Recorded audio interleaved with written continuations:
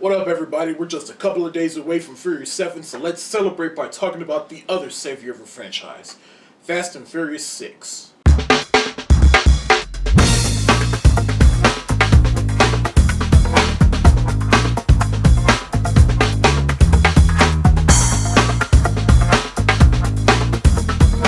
Now, again, this is going to be a spoiler review. I already did a normal review of this movie. If you want to see it, the link is in the description below. Now, let's get into some spoilers. Now, when I saw this movie, I absolutely loved it because I was so impressed with how much they could top Fast 5. And I loved how the movie opened up with Dom and Brian. It seemed like they were racing, but really they're rushing to the hospital because Mia and she's about to give birth to her son. And then the tagline of that scene was, "Brian, the moment you walk through those doors, our old life is over." And then it cuts to, in my opinion, the coolest opening credits I've ever seen. It's a scene where we get to see clips from the previous Fast and Furious movies, minus Tokyo Drift. Because, hey, that's Justin Lin's way of saying, hey, just forget Tokyo Drift for a second. But I love those opening credits, and then they play the song, "We Own It." I absolutely love that song. It's one of the best songs I've heard for a Fast and Furious song since Ludacris' Act the Fool from Too Fast and Furious. I love it because it sets the tone of the movie. And so Hobbs, played by Dwayne "The Rock" Johnson, he goes to London to investigate the destruction of a military convoy. And so through this, he decides, alright, in order to catch these criminals that did this, we need to hire Dom and his crew. And so Hobbs persuades Dom into getting them to help him by telling him that Letty is still alive and that he's working with the criminals. And from there, I just love how Dom just calls up everybody, and we see everyone after the heist in Rio. Like Roman, he's on the plane with women, and he has a plane that says, "It's Roman, bitches!" And the Ludacris, he's pretty much the Robin Hood of wherever he is. Han and Giselle, they're the Bonnie and Clyde of wherever they are right now. But Dom visits Brian and Mia with their newborn son, and he tells them about the situation. And through that scene, you can tell Brian, he still has some cop instincts within too. He's looking at the phone, he's like, "I used to do this back when I was a cop. Dom's messing with your head." And then Dom's like, "I need to know if Letty's alive." And then Brian's like, "Then I'm going with you." And then Dom's like, "You said you left this life. We both did." And then Mia comes in saying, "You both need to do this. You both are stronger together. I feel safe knowing that both of y'all are helping each other. We're a family, so bring our family home." And moments like that are why I love this series, because it's like it touches on the themes of family. And so they all go to London, and Hobbs fills them in on the leader of these criminals, who is Owen Shaw, played by Luke Evans. Now, I thought Owen Shaw, he is the best villain we've had in a Fast and Furious film. That first action scene where after Dom encounters Owen Shaw and his crew, this crew was seconds away from beating us. Show them the respect they deserve, then it weakens us. Or even later on in the film when he's like, "Dom, you have a code. That code makes you weak." Just watching scenes like that is like, this guy, he is Old Testament and he means business. Luke Evans was great in this movie as the villain. To me, this movie was the movie that put him on the map. After this, he was in The Hobbit, and he's also set to play Gaston in the live-action adaptation of Beauty and the Beast. And yes, he was in Dracula Untold, but we're going to pretend like that movie never happened. Luke Evans, he has a bright future ahead of him. Now, the main heart of the story is Letty, once again played by Michelle Rodriguez. This whole movie is around Michelle Rodriguez and how she lost her memory and her coming back to Dom and his crew. As we learned in the fourth movie, Brian, he put Letty undercover to infiltrate Braga and his drug empire, but then she is killed by Phoenix. Presumably, what happened was Phoenix shot her car and the car exploded, and then Mia just went flying all around. And then Letty just went flying all around, and she lost her memory. And so when Owen Shaw visited her in the hospital to finish the job, he realized that she lost her memory. So he just took her under his wing. And I love that scene where Brian, he goes back to LA under the noses of the feds, and he goes to confront Braga about this. And I love that scene, and when he's fighting Braga and his goons in prison, like, to me, like, that was probably some of the best acting I've seen out of Paul Walker within the movie. Because you can see the guilt on his face knowing that he's responsible for why Letty is with Owen Shaw and his crew. And it was great to see Braga again in another Fast and Furious movie. Now let's talk more about the other characters real quick, like Roman and Tej. I'd say this is probably the best movie we've seen Tej in, and we see Tej working with Hobbs in this movie, and he's working all the technology, showing his skills off in front of Hobbs. I thought that was awesome.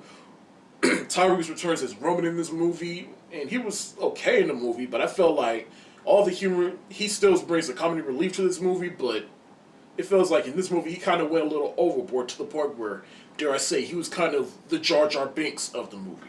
But nevertheless, Tyrese, he was good in the movie. Han and Giselle, I'll come back to them later.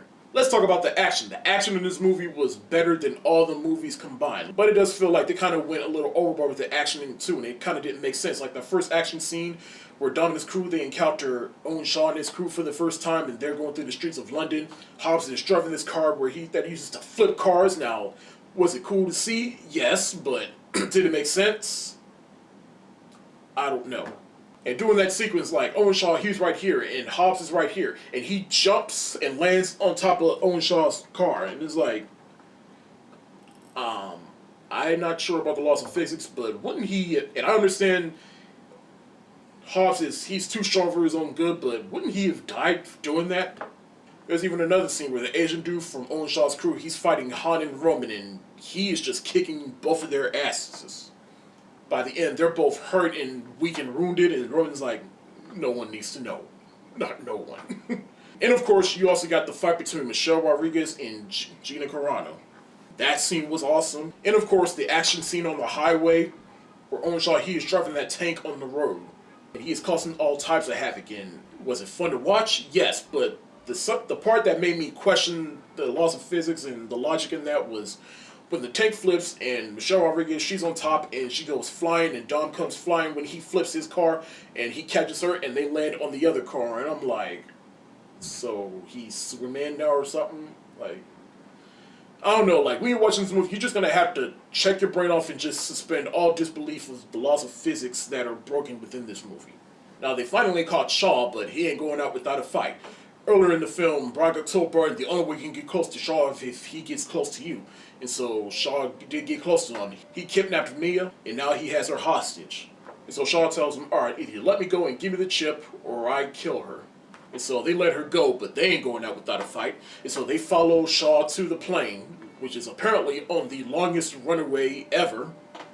Now, before I continue with that scene, let's talk more about the bullshit side characters, like Gina Carano's character. In this movie, she's not perfect, but she's passable in the movie. But it turns out she was working with Shaw all along, and she portrays Hobbs, Dom, and his crew. So what? I'm sorry, but what did that have to do with anything Shaw was doing? Nothing at all. I feel like that was just Justin Lin's way of saying, I want Michelle Rodriguez and Gina Carano to fight again in the movie, but I have no idea how to get them to fight again. You know what? Forget it. Let's just have her portray them. And boom, they're fighting again. Because that makes sense, right? However, remember in my original review of this movie, I said Gina Carano would make the perfect Wonder Woman. Well, turns out someone from this movie is now Wonder Woman, but it ain't Gina Carano. It is now Gal Gadot. There's a lot I have to say about that casting, but that's a video for another day. I only said that just to segue into what I'm getting ready to talk about next. Han and Giselle. Now, for the past few movies, including this one, they have been beating us over the head with Han going to Tokyo for the longest. And so they finally bring that home for us. And so Han and Giselle, they help them bring the plane down that Shaw is on. Giselle, she's about to fall off the plane, but Han grabs her by the hand, but there's someone from behind Han about to kill him. Giselle lets go of Han's hand, and she shoots the guy behind Han, and then she ends up falling to her death. Was it sad? Yes, but was it smart? Not saying death is smart, but I'm just saying, like, that particular element, that was smart. Because if you know, in Tokyo Drift, Han is in that movie, and yet Giselle is not in that movie. And so they had to break him off some kind of way, since Giselle is nowhere to be found in Tokyo Drift. So either A, make some bullshit reason for them to break up, or B, just kill her off. And what they do, they kill her off. And I also like that, because it also gives Han a reason to go to Tokyo. He went to Tokyo for her. Well, if you've seen Tokyo Drift, you know that Giselle had to die. Now, back to the other characters during this scene. Brian, he saves Mia.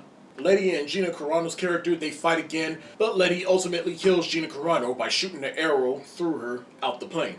And Dom and Hobbs, they work together to fight Shaw, and I love that fight scene because it was cool seeing two big strong men fight the other two. And when Brian picks him up and Dobbs comes flying in the air and just knocks the other dude out, I was like, yes! It's stuff that I always wanted to see in action films with certain actors. But long story short, Dom kills Owen Shaw. The others crash the plane, and Letty is reunited with Dom. And so Hobbs gives them their pardons, and they go back to LA. And it was real cool seeing the Toretto house, because we haven't seen it in a while, and it was cool seeing it all beat down, and the grass was growing all up in it. It was like deja vu to me. And the movie ends with the signature family cookout. And Hobbs comes by to see him one last time, and it was cool seeing Hobbs and Dom. They're on good terms now, and you know, they're like, Not bad for a cop. I never thought I'd trust a criminal. Until next time. And quick shout out to Dwayne "The Rock" Johnson. It was cool because Dwayne "The Rock" Johnson, he helped elevate this franchise, and this franchise has definitely turned Dwayne "The Rock" Johnson into the action star that he is. So props to him for that. And I love how that scene ends. With Dom, he's with Letty, he's like, does any of this seem familiar to you? And she's like, no. But it feels like home. And was like, that's it. It's like she doesn't remember anything, but she feels like that's where she belongs. And then it ends with Roman blessing the food. And the last line he says during that prayer is, thank God for fast cars. And then boom, credits. Like, that was perfect. I feel like that was the perfect way to wrap the story up in a nice little bow. But the movie hasn't ended just yet. Just like Fast 5, we get a mid-credit scene. It's where we finally tie into Tokyo Drift. And we go to the scene where Han, he was being chased by DK, and then he gets T-boned by some random car, and who gets out of the car? It's Owen Shaw's big bad brother, played by Jason Statham. And I love how that end-credit scene ends. It's when he gets out the car, he walks by Han trapped in the car, and the car explodes, and he calls Dom on the phone saying, Dominic Toretto, you don't know me, but you're about to. And then boom. Like, that's it. That was it right there. Like, Marvel, that's how you do an end credit scene. Like, seriously, best end credit scene ever. Now, lastly, if anyone's confused about the timeline of these movies and what their place is in the franchise, well, here, I will break it down for you. Here's how it goes.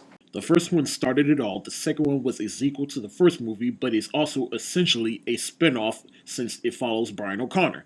The third one was a spin-off in a way. The fourth, fifth, and sixth one, they are the true sequels to the first movie, and to a certain degree, the second one, but they also serve as the prequels to the third movie. So therefore, the official timeline of these movies is the first, the second, the fourth, the fifth, the sixth, the third, the end credit scene from the sixth movie, and then that takes you into Furious 7. And if all this is still complicated and convoluted, I say watch the first movie.